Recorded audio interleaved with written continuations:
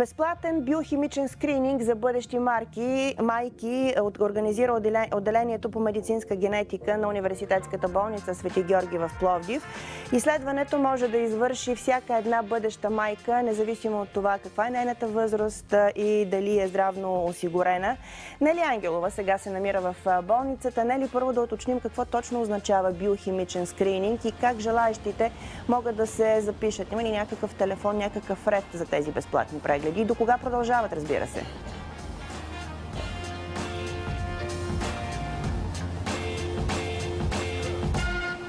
Здравейте от Пловдив. Ние се намираме пред базата на университетска болница, която се намира на булевард Васил Априлов 15А.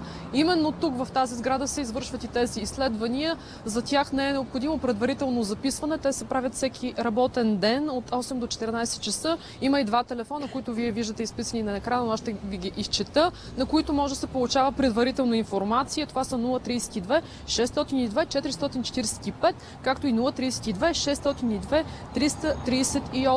Това изследване е препоръчително, но не е задължително. Какво точно се извършва и защо е толкова необходимо всяка една бъдеща майка да пристъпи към него, ще разберем от доцент Вили Стоянова, началник на отделение медицинска генетика. Добро утро! Добро утро! Какво представлява дородовия биохимичен скрининг? То е едно безопасно, както за плода, така и за бременната изследване, което позволява да се оцени риска още в първи триместър на бременността за раждане на деца с синдром на Даун и някои други вродени аномалии. Изследването е препоръчително за всяка бременна, независимо от възрастта, защото на практика никой не е застрахован от раждане на деца с хромозомни дефекти. За съжаление, съществува общо популационен риск, а все още няма категорични ултразвукови маркери за тези хромозомни дефекти. Няма и лечение за хромозомопатиите след раждане. Дородовия биохимичен скрининг е първа стъпка за недопускане раждане на деца с хромозомни дефекти. Биохимичният скрининг, извършен в първи триместър на бременността, между 11-13 гестационна седмица, позволява да се докажат до 90 и открият до 95% от бебетата с синдром на Даун, както и оценка на риска за още 4 хромозомни аномалии. Това са синдром на Едуард, синдром на Патау, триплоидия и синдром на Търнър.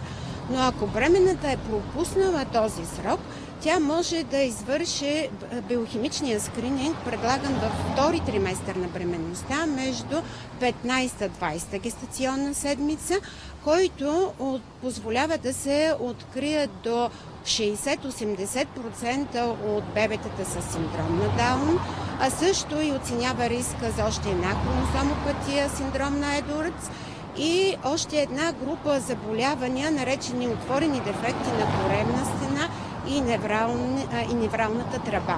Бъдещите майки обаче скептично ли настроени към такъв тип изследванията, доколкото разбирам, не е опасно? Изследването не е опасно, то включва вземане на кръвна проба, което не е задължително да се извършва накладно, и предварителен ултразвуков преглед, който да е направен до 2 дни преди кръвната проба. И майките, които идват при нас, разбира се, желаят да направят необходимото, за да са сигурни, че техните деца нямат хромозомни дефекти. Изследването дородов биохимичен скрининг не е диагностично изследване, то е оценка на риска. Това означава, че дори да е повишен риска от биохимичния скрининг, все още не знаем дали плода е с хромозомен дефект. Със сигурност диагнозата се поставя чрез амниоцентеза, но това е рискова манипулация, крие риск до 0,5% от спонтанен аборт заради манипулацията и не можем да я предложим на всяка една бременна. Предлагаме я само на тези, при които рискът от раждане на деца с хромозомен дефект е по-висок от риска от самата манипулация. Всъщност този безплатен скрининг се извършва в рамките на национална програма. До кога продължава тя? На този етап обещанието е до края на годината. Да се надяваме, че Министерството ще намерят средства да продължим с борбата с тези болести, защото все още лечение за тях няма и много по-скъпо да се дават средства за все пак някакво неетиологично лечение на такива деца. А и целта е да раждаме здрави деца, да има щастливи семейства. Няколко пъти обаче споменахте оценка на риска. С възрастта на майката обаче, свързано ли е всъщност изследването? Не с възрастта на майката. Реално риска е различен според възрастта на майката. Ако жената е на 20 години, риска за раждане на такова дете, да речем за Даун, е между 1000 и 1900, а ако жената е на 35 години, риска е по-висок, 1 на 400. На 45 години вече риска отива 1 на 40, 1 на 38.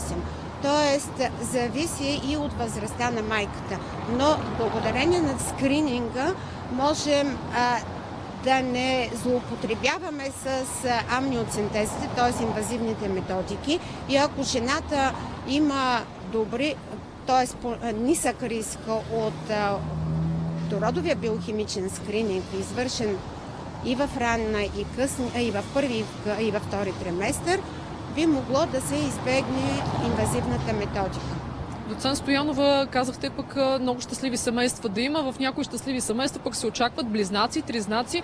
В такива случаи бъдещите майки могат ли да се възползват от такъв скрининг?